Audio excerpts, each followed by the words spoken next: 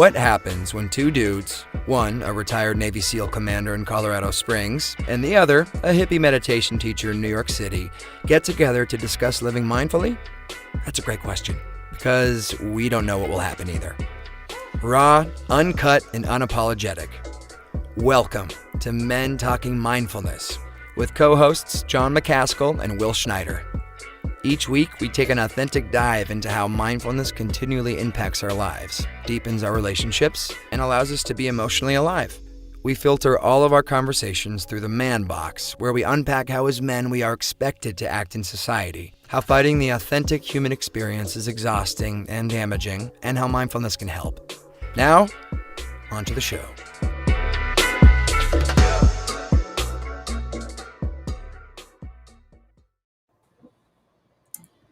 All right. Will, brother, good to see you. Here we are, man, talking mindfulness. We are back. And what are you wearing, man? What are you wearing? Oh, I'm wearing the very first one of two mock-ups for Men Talking Mindfulness. We have t-shirts, John. Look at this. We got professional logo designer. My cousin actually does t-shirts. He's going to probably making those t-shirts for us.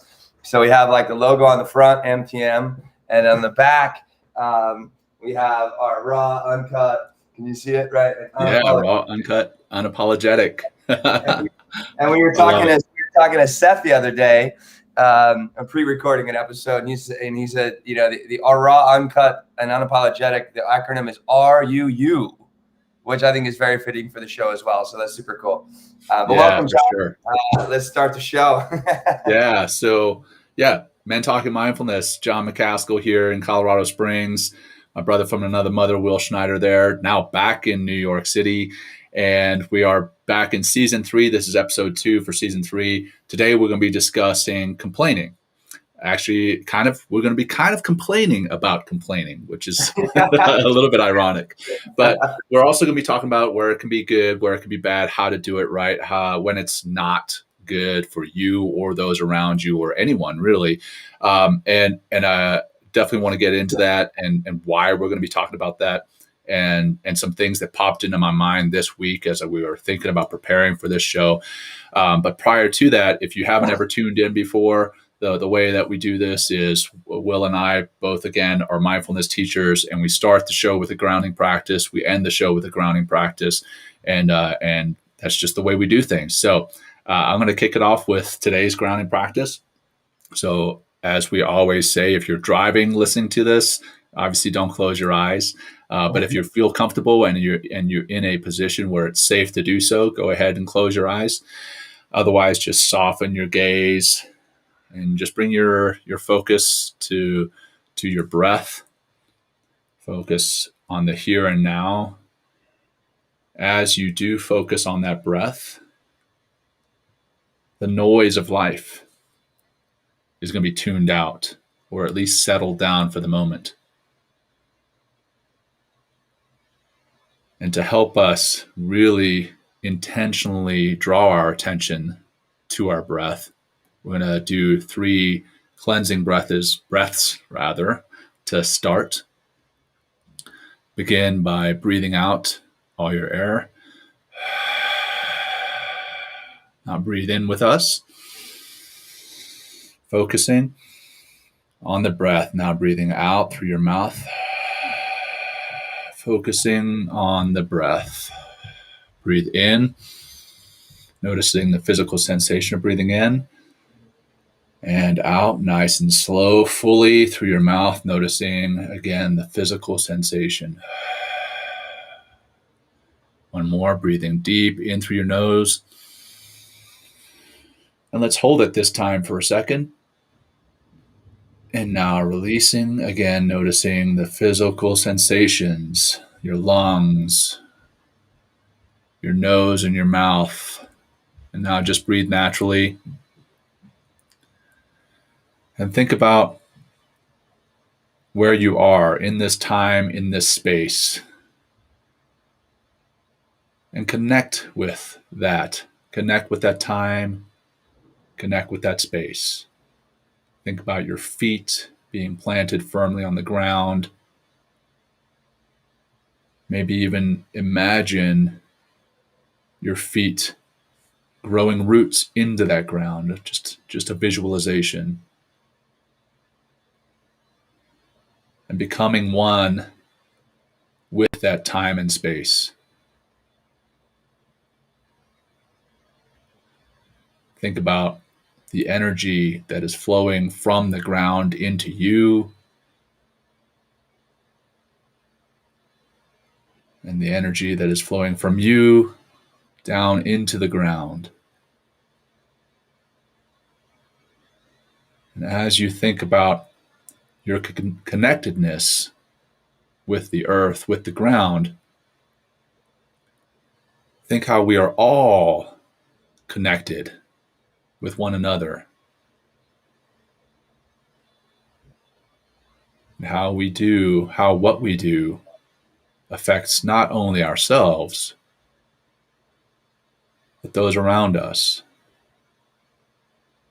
And if we can bring a sense of peace to ourselves, quite often that sense of peace resonates with those around us. Again, just visualize yourself being rooted into the ground, the energy flowing both ways, into you and out of you.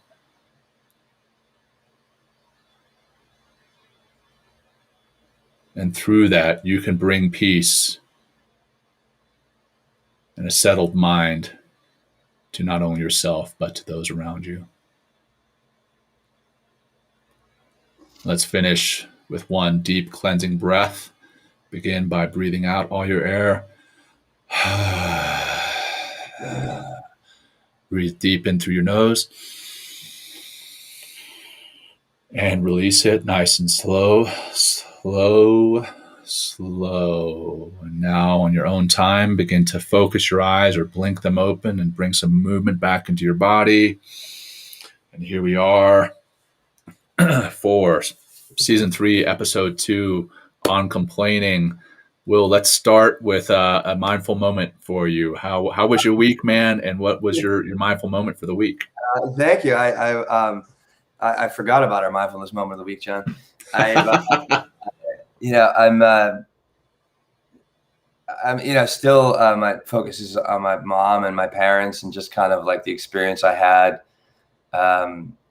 being with, having my mom in the hospital, spending a week with my dad. And it was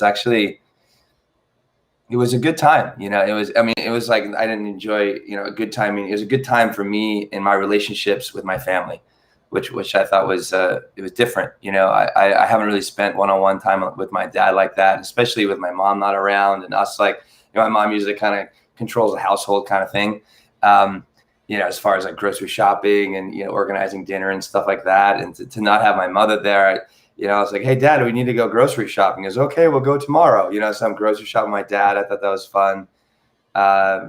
It's just, mindful of how relationships can change. And also how I think mindfulness has really helped me to adapt and be more, get into the flow of change. I think it was really a big moment for me these last few days, and then coming back to New York but still worried about my mom. So a lot of mindfulness coming up, especially when, your family unit is just very disrupted.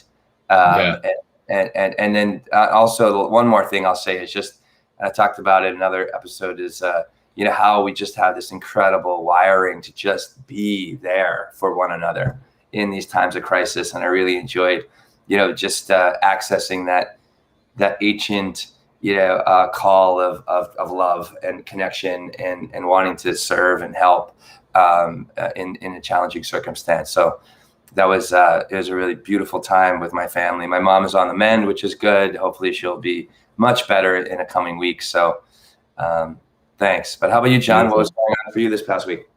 Well, I'll tell you, I did some traveling this week, and I actually, funny enough, had some frustration in the travel, and that's what we're going to get into. But that's not my mindful moment. My mindful moment came when I actually came home and walked in yesterday after being gone for a few days, and instantly saw my now 8-week-old little baby girl sitting in the little swing that we have her.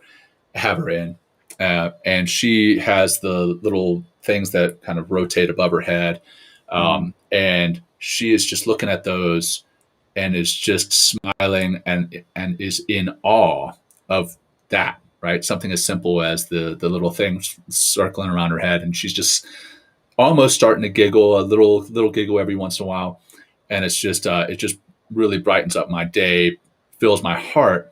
But it also comes back to what we've talked about before, that beginner's mindset. And it's so great to see that beginner's mindset in this little 8-week-old. Like, it's just these two little things that circle around her face, and she is loving it. And how we can take that and apply it in our lives and look at and look for the simple things that we can find enjoyment through. So that was my mindful moment for this week. So. Oh, thanks. Well, we talked a while ago about wonderment. Yeah. Right. Yeah. I think that the beginner mindset episode, which is a great episode. Go and listen to that, y'all. But like, and we're really trying to get like all these practices, Jon, that mindfulness and meditation, they say, you have the way the life can progress, or the way that we can begin to change as people. And it could be over lifetimes. If you believe in like reincarnation, and kind of, you have the lamb, the lion, and the child, right? Whereas like the lamb just follows the herd, does what you're told, never speaks up, just keep moving forward. The lion, it's funny, mentioned the lion like kind of roars against the system, complains about the system, voices like the injustices that are all around us. And eventually we might be able to walk ourselves into that wonderment place of just being the child. Whereas like everything is given to us because we are in this place of being love and being, compassionate, and just being and just literally just being a human being instead of always trying to do something. So anyway, that's what it reminded me of. But let's go back to our lion voice, right? Where we're kind of getting into the complaining and injustices and like, oh, why me kind of stuff, which is all about complaining today. So where should we start off, Jon? Should we, with our definition, before we get into the definition, I love the definition. I think that's become part of our show, right? And really, I think we'll definitely get there. But what I'd like to do before that is just touch on, we always know well in advance what the show is going to be about, or at least ideally we do. We've got the whole season mapped out. And this week I was trying to pay attention to my complaining, when I was complaining, either out loud or in my head. And I actually, again, going back to my travel, when I travel, I am an introvert, but when I'm travel, I'm even more so. Like, I don't want anybody talking to me when I'm going through the airport. I don't want anybody talking to me when I'm on the plane. And I sat down and I put my AirPods in, and I put my sunglasses on. I had my mask on already. I had a hat on, and I leaned up against the skin of the aircraft, like very clearly communicating to those around me, hey, I don't want to be talked to. Leave me the fuck alone. Yeah, exactly. Leave me alone, right? And the guy next to me did not get the message. Like, he's like starting to talk to me. Oh, where are you from? Blah, blah, blah. The standard small talk that you make on a plane. And I posted a picture about it. I put like, when he finally stopped, I snapped a photo of myself, and I was like, look, this is what I look like right now. And somehow this guy still feels he needs to talk to me. But then my cousin, who lives in Durban, South Africa, which I don't know if you guys have been following the news, but Durban, South Africa right now is in complete turmoil. Riots. The former president was arrested. I mean, it looks like a failed state. And my cousin, who lives there, had to be escorted from his house in a military convoy to go get food to bring it back to his family. And He commented on there, first world problems. And I thought, damn, he's right. I left the picture up there so that people could see his comment and then my response. And I was like, you know what? He's right. When you take a second and take a step back and look at the grander perspective, do you have things to complain about? Was this guy talking to me on a plane that big an issue? And then my complaining, not only did I complain, But then I posted it on social media. I took it one step further, which, I don't even know if we're going to get into that discussion today, but a lot of us do complain on social media so that we get the validation from people in comments. And I got a lot of validation, and I felt justified until he commented. And then I was like, damn, all right, let me take a step back. So anyway, I just wanted to put that in there before the definition because of what you mentioned, or what we've mentioned in perspective, in taking a step back, and then just to kind of lay the foundation for the show. So, and then also to let those who are watching or maybe listening in and around the world from South Africa, I am personally praying for everyone there, and I hope that everyone does stay safe and that there is a way to return back to some sense of normalcy. So, anyway, that's a shout out to my home country and my family. So I wanted to put that out. So thanks. No, thank you, John. Well, I'll just jump in and talk about complaining, right? Well, we're talking about complaining, right? The definition, I have a couple definitions here. To express grief, pain, or discontent, right? To express grief, pain, or discontent. Another one is the expression of dissatisfaction or annoyance about something. That's it. That's what complaining is. And it can run really deep. I was just watching or doing some work with Will Bowen. He wrote A Complaint-Free World. I actually read on all this book, a book called Stop Complaining, which is okay, not that great, but it was still helpful, about complaining about the book, right? I really like how they talk about, or how Will in A Complaint-Free World talks about, and especially it's so pertinent now, that complaining can think it's infectious like a virus. It's like we can really pull other people into our complaining. We'll get into a little bit like why we complain and the different types of complaining and stuff like that. But it is like that's a great topic, because if we're mindful about our complaining, right, and what are we really saying about our complaining, right, when we are complaining, and what do we really want in return, instead of just like expressing negative energy or expressing like discontent or or grief or pain. So when you're hearing those definitions, John, or what's coming up for you with about complaining, or you just kind of talked about a little bit? Yeah, I mean, I would say that there's a natural tendency in the human experience to have that negativity bias that we've talked about before. So you naturally see the negative in things. That's a defense mechanism that's built into us to literally keep us alive. But we can take it too far as we start to complain about our coworkers to our other coworkers, right? That can create a toxic environment at work. When we create, or rather, when we complain about our friends, one friend to another friend, what does that do? What does that do to your friendship with the person that you're complaining about? But also, like, doesn't that undermine your friendship with that person that you're complaining to? Because in the back of their minds, they're like, well, when we're not together, they're probably complaining about us. Right. Yeah. Right. They're probably complaining about me. So there's definitely some negative pieces of complaining that I know we're going to get much further into. But then also, how do you feel when you do complain? Sometimes you feel a sense of validation and you can maybe feel a little bit better.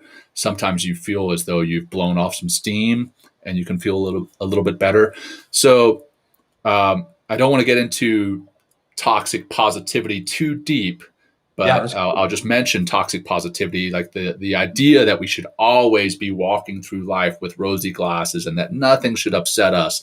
Right. That's not realistic. It's not realistic.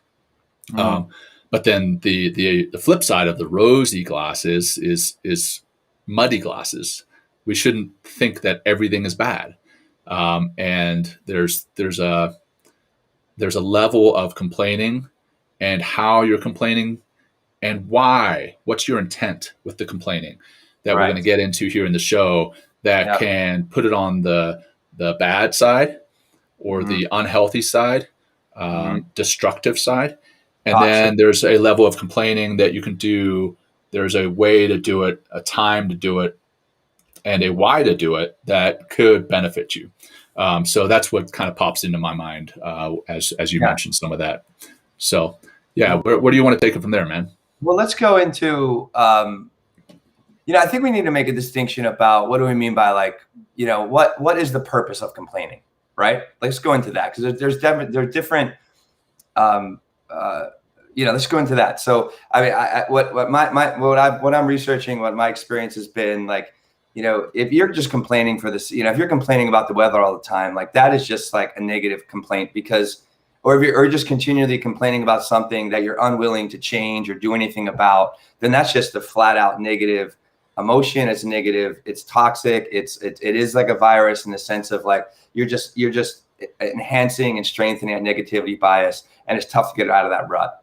And I know this, I have friends that, I really don't try to have friends that are complainers, but I know a lot of people that just complain about everything and just bitch and moan and it's just like they never seem to be, they're always dissatisfied or they're always in grief or always pain or everything is just causing them pain.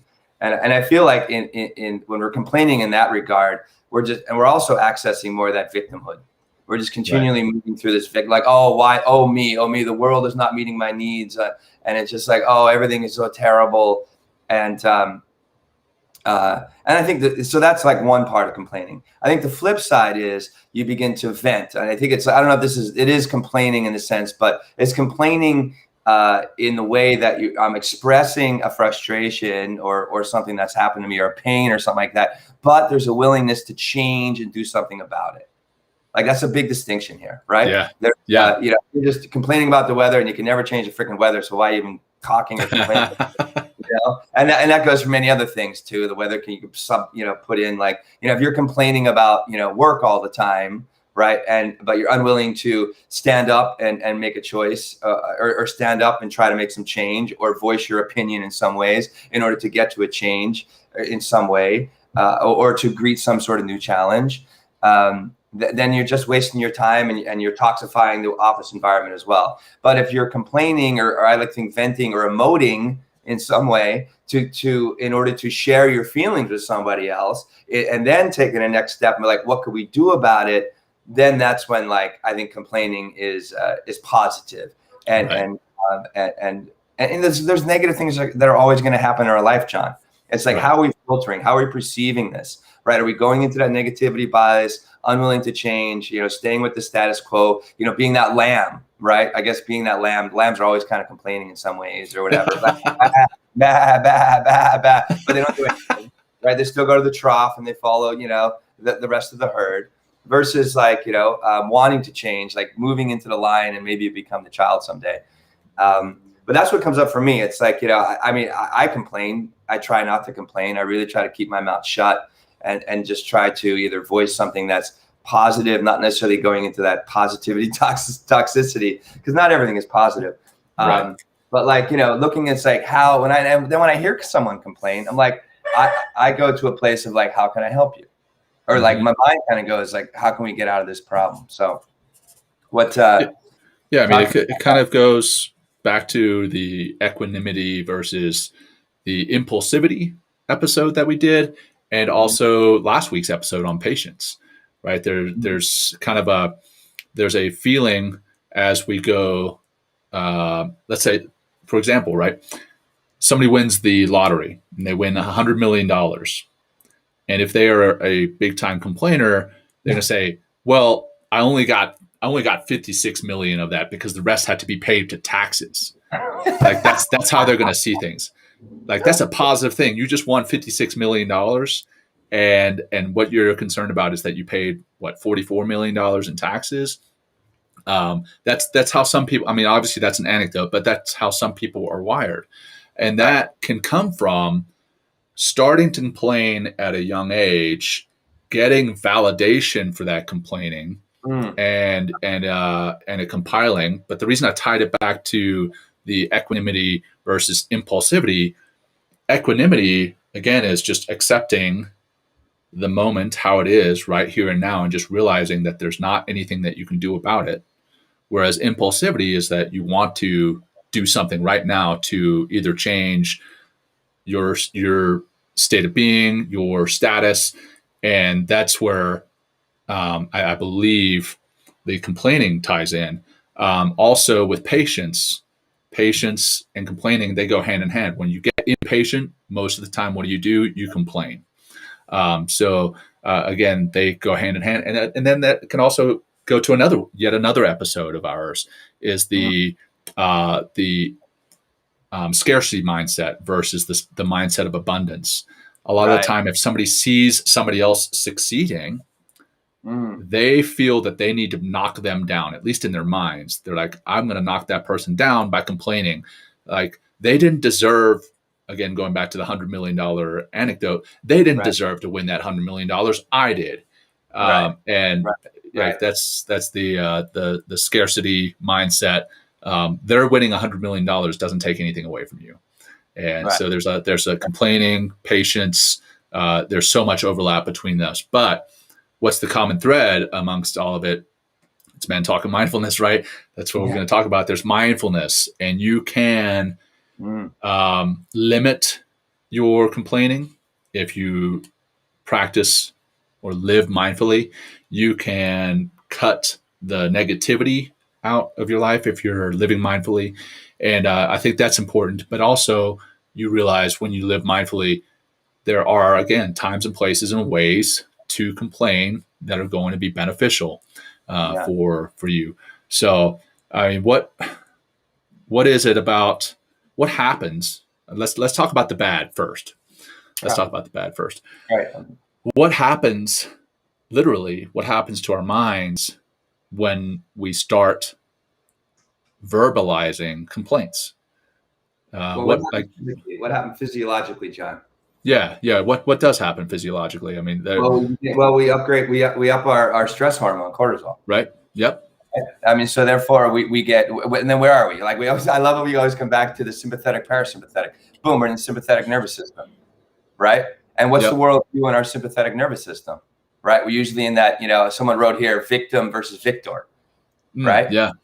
So you're gonna just keep coming back to that victimhood, which is like, and that whole like, the world is out to get me. The world is a threat, right? The world does not meet my needs, right? There is no abundance. Everything is in scarcity, or everything is trying to hurt me in some way. Like, or so therefore I express my grief or my pain or my discontent nonstop. And it's also when we're think about it, when we're in that sympathetic, jacked up in cortisol, right? We don't have that ability to begin to see that and get to that broader perspective on things. Like instead of being like, when something doesn't meet my needs and I'm going to go complain about it or say the weather even, it's just like, how can I make the best of a bad situation? Right? That's not even a thought. Right. And so as we continually, complain, we bring more cortisol into our body. We probably get more worked up. Our heartbeat, imagine, is even like ticking even faster. And we're in a spiral. We're just in a spiraling, negative, toxic to ourselves and also toxic to the people around us kind of environment and worldview. So that's what happens. So that's like when we start to complain, it's like we begin to activate that sympathetic nervous system and all those negative effects that we have on ourselves physically, and then how are we showing up in the world? Big time. You talked, I think in our notes here, you talked about the hippocampus. Right? If we continually complain, it actually shrinks our hippocampus, which prevents us from being in that executive function, that prefrontal cortex, which gives us that broader perspective of how there might be a way out, or just seeing this as a challenge instead of as like, it's something that's just destroying my life right now. Right. And you start to literally develop those neural pathways in your mind that are, again, reinforcing that negativity bias. So you start to see more negative in everything, from your work to your friendships, relationships, to your family, whatever. You start to see more negative. So then because you're seeing more negative, now you want to complain more about it. So you're setting yourself up to be more negative by complaining about things that you can't change, right? And or complaining to people who can't help you. Again, in doing some of the research that for the show, there's a lot of complaining that happens in the up the wrong tree, right? Barking up the wrong tree. When somebody is at the grocery store and something is wrong with the ketchup, I don't know. Again, just a random example. Who do they go complain to? They go complain to the cashier, right? And the cashier can't do anything about whatever it is that you just bought, whether it's the ketchup, whether it's X, Y, or Z. When who you should be complaining to is maybe the ketchup company. And again, that complaining, one, without a solution in mind or an attempt to solve the problem, and then two, complaining to the wrong person can be detrimental to your mind and your health. As you start to have that negativity bias and you start to see more negative, you literally start to feel more negative. You start to walk around with your shoulders kind of hunched over, and you start to just everything that happens, you start to feel more negative about. But the one thing that, when you talk to people about complaining, some people are like, well, hey, I need to vent, and I need to vent to people who understand what's going on. Right. Most of the time when that's happening is people are, again, searching for validation. And you may feel the sense of bonding because as you complain about the ketchup, somebody else that you're complaining to is like, yeah, that ketchup sucks. And then you're like, okay, that's the validation. And then you end up going back and forth on it. And you develop this bond, but you're developing a bond over negativity. And that's the foundation. That's the foundation of your friendship. That's the foundation of your relationship. Is that what you want the relationship to be based on? Negativity? Or do you want a relationship, a friendship, a marriage, whatever, to be based on something positive? I personally choose the latter. And if I am complaining to somebody in my relationship, I would like to think, and I know this is, again, by no means perfect. I complain. I do it. I'm human. But now, after doing the research for this show and doing this show, I hope that I can carry it forward and complain, one, less, and two, when I do complain, that it's better, more productive complaining. So yeah, that's the pieces that I wanted to hit on.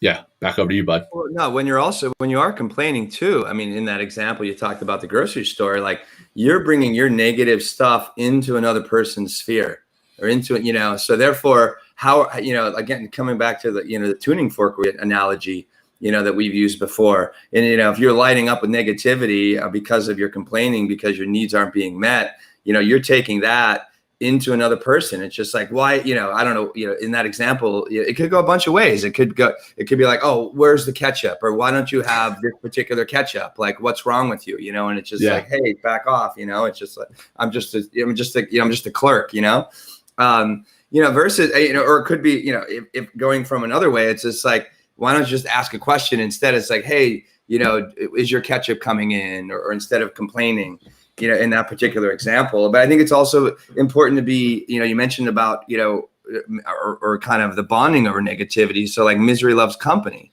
Yeah. And it's like, for me, it's like, do you want to be in that company? I didn't want to be really in the company of that negativity on the inside. I just don't. Like, that's just not how I choose to live my life. I like to live, in a positive mindset. Things are never going to go my way. I mean, life is full of challenging, the Buddhists always talk about like life is suffering. Right. I like, that's like a really hard concept to me, to take. I don't like the word suffering, but life is full of challenges. The way I like to, is the way I like to look at things. And it's like, what's your worldview around challenges? Right. Mm-hmm. And if you're always going to look at a challenge and take it as a complaint, as a way of like, the world is not meeting your needs, then what kind of life are you living then? Right. Versus like taking in an opportunity to like, how about maybe it's an opportunity to find and use another brand of ketchup that I might like, or I won't like, and then I can tell people, hey, buy this. This is great. Or like, hey, don't use this ketchup ever again. And it's that analogy, but at least you're being productive and being positive in some ways, or at least like, greeting the challenge and trying something new. I mean, which is so much of life. Like, it's like, if we're doing the same things over and over and over again, and expecting different results, we're going to suffer a lot. We're going to probably complain a lot, because life is always changing. It's all the time, always changing. And it's like, how are you adapting to that change? Right. Yep. And again, what's the goal? What's the goal of the complaining? Right. Yes. And, exactly. we mentioned, if complaining is going to lead to a solution, then complain away if it's going to lead to a solution. Right. I mean, try to do it in a way that's productive and is going to lead to that solution. Try not to offend anyone or hurt anyone's feelings. But in the comments here, I saw, let's see, something about a physical ailment being a legitimate thing to complain about. Yes. And we were even talking about that prior to the show. And I want to just read this one paragraph. Sure. Where MIT professor Randy Pausch, I think that's how it's pronounced, was diagnosed with terminal cancer in 2006. And he became famous for encouraging everyone not to be a victim. One of the biggest reasons is that simply doesn't work. Being a victim just doesn't work. So as Pausch put in 2007 in his famous last lecture, complaining does not work as a strategy. We all have a finite time and energy. Any time we spend whining is unlikely to help us achieve our goals, and it won't make us happier. So he made it a goal not to complain about his terminal cancer. That said, when you're in pain, it is definitely easy to complain. And I don't think that there's going to be a lot of people who judge you for complaining, for being in pain, physically, mentally, emotionally. But what is the goal of complaining? If you complain, it's not going to take away your pain. If you complain, it's not going to take away your sadness. So Probably make it worse. That, and I think that's exactly. I think a lot of the time it is going to make it worse. It's going to get you back into that negative cycle, that downward spiral. But again, by no means am I belittling people's pain, their sadness, whatever it is they're dealing with. But we just want to talk about what you can and cannot do, or rather what you can do to improve the way you're feeling. Maybe complaining in a different way, or complaining to someone who can solve your problem, rather than complaining to the carpenter about how you're feeling.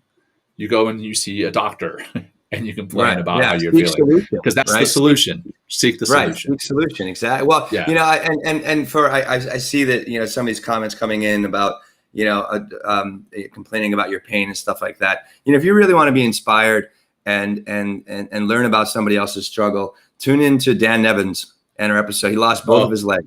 Yeah. He lost both of his legs. I mean, to lose, I don't know what I would do, John. God, I don't want to talk about it because I'm afraid to lose any part of my body. I mean, I don't know what that would be like. But Dan definitely struggled. And I'm sure Dan, maybe we should have him on like for complaining part 2 or something like that, right? Yeah. Dan, I think that actually, we're gonna call Dan. It's like, I think he'd be amazing. But I'm sure because it was a struggle to literally find his new way of walking in the world and being in the world. But he did, because he was seeking solution. He didn't he had, I think he had mentioned he had suicidal thoughts, and then who wouldn't, in that kind of regard. But he kept searching for the meaning in all of this. He kept searching for the solutions to access that meaning and to literally, or to walk, or to walk. That's very insensitive. It sounds like, but to like take himself out of this. Yeah, right. I know he would, to take himself out of this position and this feeling of victimhood and into the life he has now, which, I mean, he seems like he's doing great. I mean, he just married off his daughter. Like, he's teaching all over the place. Like, he's a real inspiration to the show. He's a great inspiration to everybody he talks to, because he overcame his pain. He overcame his victimhood, right? And he became the victor of his experience. And just imagine that, Joe. We talk about affecting other people, right? I mean, and I said inspiration now 3 times. He's inspiration to other people, because that's the energy he carries with him. He's completely changed his worldview, is no longer the victim of he lost 2 limbs and now he's a yoga teacher, with prosthetic legs or without them even practices. I mean, so for anybody that's out there and is suffering with pain and is very debilitating, this and that, I mean, listen, if you want to listen to the show, that Dan Nevins episode about yoga and mindfulness or yoga and men, please do. And even just access Dan's information, or even if you can get in touch with Dan, I know that he would be able to help you in some ways because of what he's gone through and where he is now. Right. Yeah, he's phenomenal, and that was a great episode. Very humbling and perspective shifting for me. Sure. And talking about that, and again, going back to when you have a physical ailment, whether you're sick, whether you're wounded, whether you're mentally not feeling well. Again, that energy that you complain with, and the goal of complaining, I think can really change how you feel. Mm-hmm. So in the comments, it says, when I complain about my seizures, people are interested in giving me what I need to help me recover. And they do. So there, I think your goal is seeking out a solution. You're not just complaining. Yeah. Right. So we're talking about basically the 3 types of complaining. There's venting. So to release some of that pressure and that can be beneficial. Right. That can be, emoting. That can be beneficial. The complaining to solve a problem, that's obviously beneficial. Right. The one where the third one, ruminating or dwelling on a particular problem, just to ruminate on it, something that has already happened in the past, like, oh man, I screwed that up, and complaining about it, or worse. So, another person screwed something up in the past and ruminating on that. Ruminating is not going to do anything except make you feel worse and validate yourself again, maybe there. So that's what I want to hit on. And now I want to talk, if you're good, is talk about some ways to complain that are healthy or at least can help to get to that solution. And I'll read some of them here. One, you can start to pay attention to how often you complain. Again, mindfulness. Being mindfulness mindful, 101, right? Mindfulness 101. And paying attention. That's going to come with like meditation, right? Calming down, slowing down. But God, I'm sorry. Yeah. But mindfulness 101 and the practices of mindfulness. Right. Exactly. And Dr. Robin Kowalski, professor of psychology at Clemson, says complaining is honestly just part of the social fabric of our lives. It's part of how we communicate. And then says that it's expressive complaining, blowing off steam. So that's the venting. That can be helpful. Instrumental complaining, which is done with an actionable goal, the problem solving that we talked about, that can be beneficial.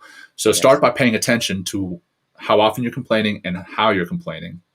Think about the purpose of your conversation rather than going into negative autopilot and just assuming that everything is negative and just quite frankly bitching rather than just bitching. Why are you complaining? And then complaining for the purpose of resolving a concern or grievance is helpful for mental health, as it is a way to channel your needs into actionable outcomes. And then the last one, or one of the other ones, is if and when you do complain, rather than again just stopping at the complaint, say your complaint and then stick a but in there. So, hey, I'm hurting. For instance, with the physical ailment, physical pain, I'm hurting. Like maybe my knee hurts, but at least I have my health. And again, I don't want to minimize pain as far as like I don't want to minimize somebody else's pain in talking. Right. Surely if I want to minimize my own pain, sure, but I don't want to minimize the effect of someone else's pain on them. But you can say the word but after a complaint and then stick in a reframed or a positive, and that can actually help you literally get rewired back to that positive way of thinking, not necessarily the rosy glasses and the toxic positivity where everything needs to be rosy, but it can help you to start to feel better quite literally, rather than just complaining. So, No, yeah. No, it's like, stay in those first two categories of complaint, like venting. I think it's important to vent, John. I mean, I think venting and complaining, right? If you're just venting, complaining about something that frustrating that happened to you in your life, or some sort of like pain point that you have in your life, because, I think it's important to kind of express that. But it's also like, I think it's important, John, to note who you're talking to. If you're emoting and venting to somebody that's always complaining or just kind of a negative person, then like, I think it's important to pick your people, right? If you're complaining and venting to somebody that always, then they're just going to kind of keep pulling you down into that negativity bias, and you might not be able to, muddy your glasses, right? And then you might just get into like another, like some sort of terrible spiral again, versus like if you're talking to somebody that, that loves you, takes care of you, but also holds you to your highest self, right? Then they might be like, like, well, how can I help you? Or it's like, what can we do about this? Like the word we, like, what can we do about this? How can we, what can I do? Could we go do X, Y, and Z in order to, minimize this, whether it's physical pain or mental pain or emotional pain? So I think that's important to know your audience as well as who you're complaining to. If you're always complaining to somebody that agrees with you, then you're always just going to keep complaining and stay in the same place. Right. Right. Right. I did a quote here by God, I'm sorry. Yeah. Yeah. Well, I'm sorry to interrupt you, brother, but like be careful of who you're complaining to, but also be careful of who's complaining to you. Right. The flip side of that, because if they're constantly complaining to you, maybe that's, again, what the foundation of your relationship is. And maybe you can flip that and be more positive. Maybe they're complaining to you because you're always solving their problems, which is, I guess, a good thing. But you also need to be careful about always being the problem solver. Sometimes people just want to vent, right? Yeah. Sometimes people just want to vent. Me. Yeah, me too. I'm complete.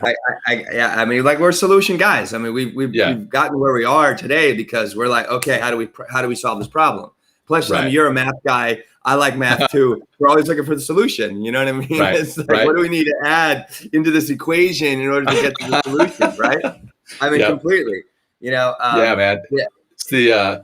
It's that old commercial, and I think I may have mentioned it on the show before, where it starts but behind a couple on a couch, the couple sitting next to one another, and you just see the back of their heads, and the woman is complaining about tension and pain in her forehead, and how this is really causing problems in her life, and the camera pans, and then as it pans to the front of the couple, the woman has a nail sticking out of her forehead. And the boyfriend or husband or whatever, he's like, well, if I could just take that nail out of your forehead, it would help with everything. And she's like, it's not about the nail. I just want you to listen to me. and it just shows that, it shows the desire of some people. I won't just say men in general, but some people, there's a desire to fix the problem. Right. And then there's on the flip side, and it's not just women, it's just the flip side of the relationship. There's some people who just want to vent because they know you'll listen. And I think that's important to know. One, important to know who is complaining to you, and two, know why they're complaining to you. Are they complaining to vent, which again could be healthy, or are they complaining to solve a problem? Or I guess the third option is they're complaining for you to validate their victimhood. And if that's the case, you need to fix something. You need to fix something in the relationship. You need to fix something about why they're complaining. When I say fix something, I don't mean the fixer in solving their problem. I mean, literally fix something in the relationship.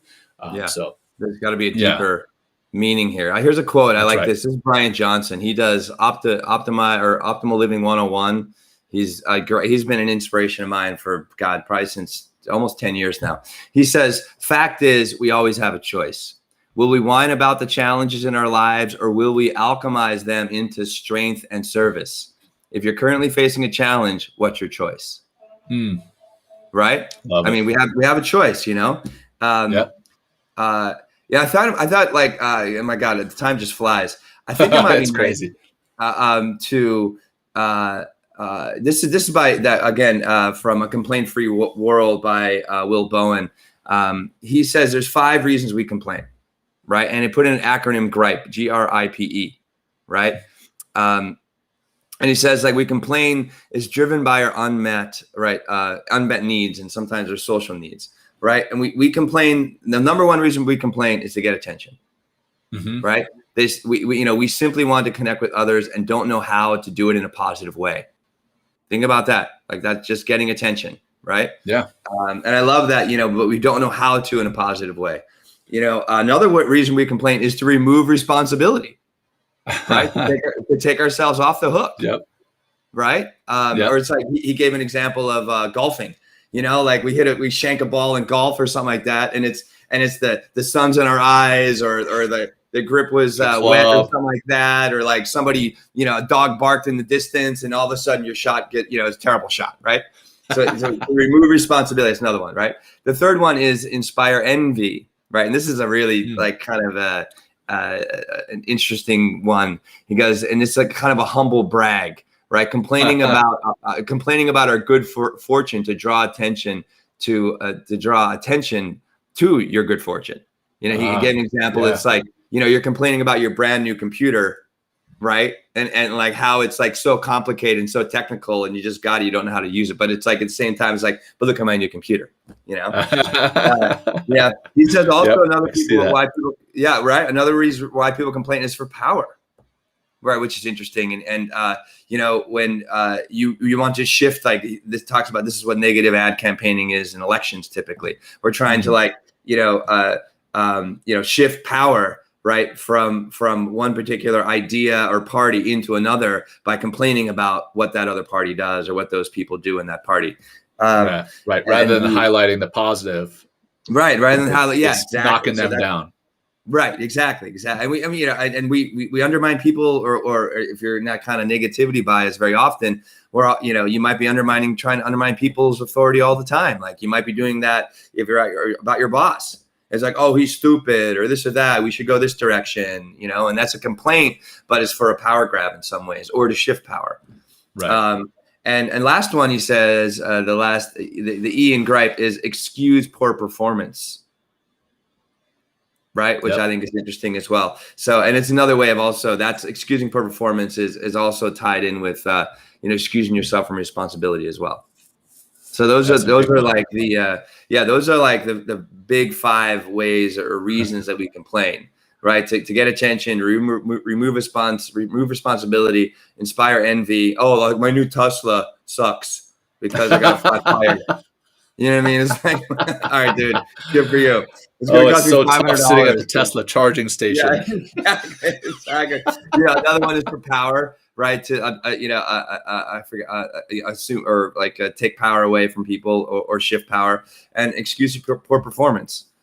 And he also said, here's like a cure. Like this is like, so let's get back. We'll kind of finish with like, how do we? We talked about being mindful of complaining is a great way to do it. Surround yourself with people that want to help you, right? That will help you get to those solutions that you might not have right in that space. But he says like there's 2 major cures for complaint, for the complaining virus, as Will talks about it. And you can do this at home, at the office. The first one is like you have a quarantine complaint-free zone, right? So that can be the kitchen table. It's like nobody's complaining during dinner. This area, right, we do not complain, or like at the water cooler or at lunch at the office or something like that. We don't complain, and this starts to help us become aware that we are complaining. And I think and also what's nice about it is in a social setting, right, around the kitchen table or at the office, right, you can be like, hey, no complaining, and you're complaining about somebody complaining. I get it. But it's just like, but you're like, but you're bringing awareness. Like we typically, a lot of people that complain that haven't really, done a lot of self-reflection in some ways, whether that's any sort of the mindfulness practices that we continually talk about, they are unconscious, right, and incompetent in the sense of like, they don't even realize that they're complaining. Right. And the last one is, he says to heal yourself. what can you do? What can you do to discover how often you complain? He talks about like he has in a complaint-free world, he has bracelet, or his rubber bracelet that he puts on one wrist, and when he complains, he puts it on the other wrist. You can do it like a stone in your pocket.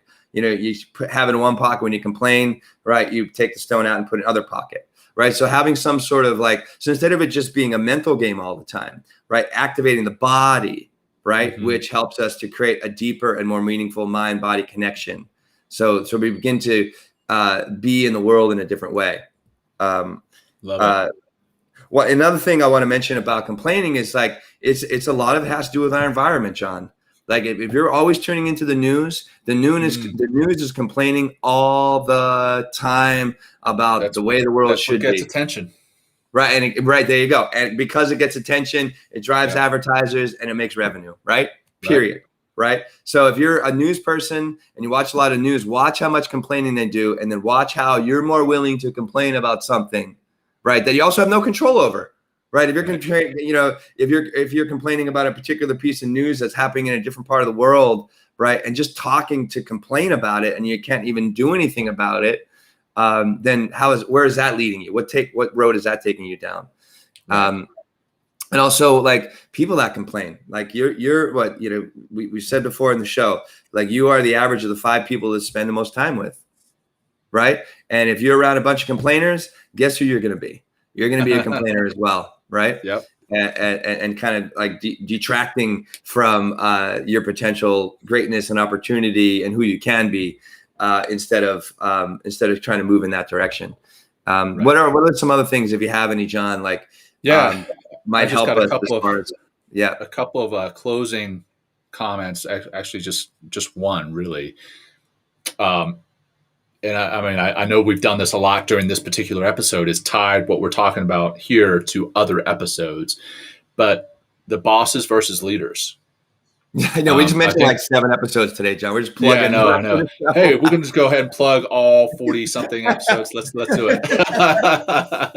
So, in your G.R.I.P.E acronym, the get attention, remove responsibility, inspire envy, power, and excuse. I think that the G.R.I.P.E acronym is what bosses do a lot. Gripe to get attention, right? Does a leader do that? A good leader does not gripe to get attention. A good leader gives the attention to his organization, his team, his or her team. To remove responsibility, what does a boss do when things go wrong? Like, well, my team just wasn't acting right. Okay, that's what a boss does. A leader accepts that responsibility rather than removing it. Inspiring envy. Maybe that applies, maybe it doesn't. But I think a lot of the time, bosses, even amongst other colleagues, they may look to inspire envy by complaining. Power, to attain that negative power. Again, boss versus leader. The boss will do that, the leader won't. And then excusing poor performance, and that's kind of the same as remove responsibility. That's where a boss will do that, whereas a leader won't. So that's the 1 minute distilled version of the bosses versus leaders in one acronym. But I think that's where it ties into some of the other stuff that we've talked about before. That said, coming up on the end of the show, before we go into the final grounding practice, Will, you got anything, brother? I don't think so, John. I think we really, I think we really do need it. This would be a great place to have Dan come back on. Yeah. Do part 2 of this episode. I mean, talk about anybody that can complain. I mean, Dan, it can be. So if you're listening, send us a message. We'll make sure we tag them on this. Yeah. And I think, the last thing I'll say, and I'll just repeat it, is be sensitive to the people and the things that are influencing your life. The radio, the TV, the shows you're watching, the people in your life, the office that you're at. I mean, it's all going to have an effect on how you're showing up in the world, how you're thinking, how you're feeling, and how you're really that worldview. And and I think that's part of a big reason why we have the show, John, because we're really trying to create a community that is driven and passionate, to just have the world be a better place. Right. And if we have and what would the world be like if it was complaint free, or at least complaint free in the way that we talked about, that we're not trying to seek solution. We're just complaining, for attention or whatever else, or for a power grab or something like that. And really not looking to how to turn that challenge, right. And make a choice and turn it into something that's productive and positive. Right. Yep. 100%, man. And I do want to give us kind of a shameless plug here prior to the final grounding, because sometimes after we say, hey, we're going to do the final grounding, this is where we lose some people. I'm going to go ahead and say this before the final grounding. Hey, if you like the show, share it with your friends, family, whoever else needs to see it. If you're listening to the show, we would love you to take a screenshot of your listening to the show. If you're watching the show, take a screenshot right now, post it, share it, and then tag us. We would love to be tagged. We'd love to see who's watching, who's listening. Please share that with us. Share that with your friends, family. Give us a review, rating on iTunes, wherever else. And we really appreciate you tuning in. We really appreciate you sharing it with your friends, family, whoever else needs to hear it, because we feel, we're not trying to do a humble brag here. We feel that what we're sharing is changing lives, and we see that. And we're very thankful for you all, for our listeners, our viewers. So I just wanted to get that out before we lose you. So thanks for that opportunity, for that shameless plug there, Will. No, it's been a shameless episode, John, with all the plugs of our episodes. It's all good. That was not planned. No, it wasn't. But we were excited about the show. But all right, let's close with a nice little grounding exercise. Let's do it. So wherever you are, again, whatever you're doing, you just stop what you're doing, and let's just take a momentary pause, and we'll just start with a few breaths. If you can close your eyes, great. If you can't, that's okay. You can still breathe with your eyes open. I think you've done that before. So let's exhale out through the nose. Try to really empty out and pull that diaphragm all the way up below your rib, underneath your rib cage, and let's take a nice, satisfying inhale. And exhale out the nose easy.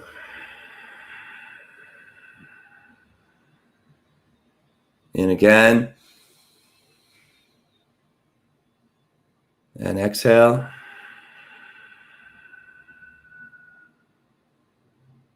Again, in. Out. Let's do a few more. Big breath in. Exhale easy. Last one in.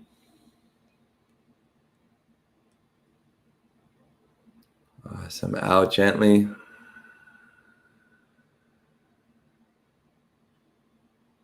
And just sit for a moment and be here and just notice how you're feeling. Feel how you're feeling. It's okay, whatever it is.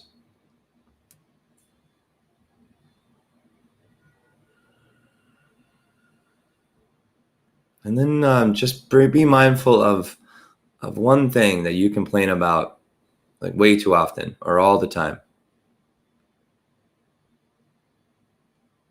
And bring that complaint into your mind.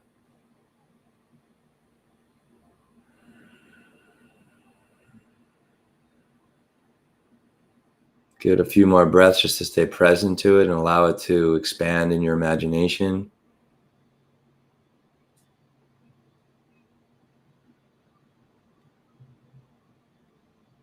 And then choose one simple thing that you can do to change that. So instead of being the victim, be the victor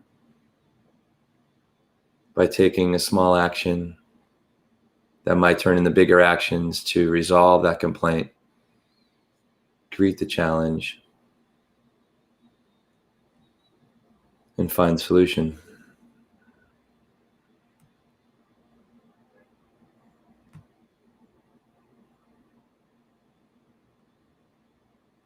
And if the complaint you have doesn't have a something where you can hack in and change it with the challenge and find the solution, then we just brought some awareness to something that there's no use complaining about it, because there's no use in changing, because you can't change it. So let that go. And thank yourself for this awareness. We'll just close with one cleansing breath. Exhale out to begin. Through the mouth, we'll take this one. We'll inhale through the nose. And a big relaxing sigh out.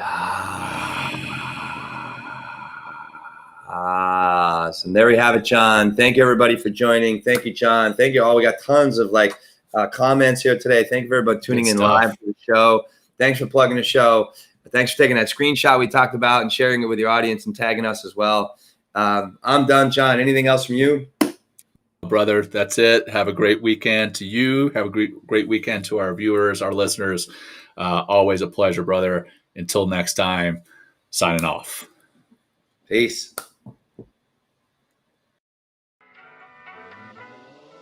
Thanks for joining Will and Jon on Men Talking Mindfulness. If you enjoyed the show, please like and share it with your friends and family, and please, we would appreciate a review too. Until next time, this has been Men Talking Mindfulness. Thanks for showing up.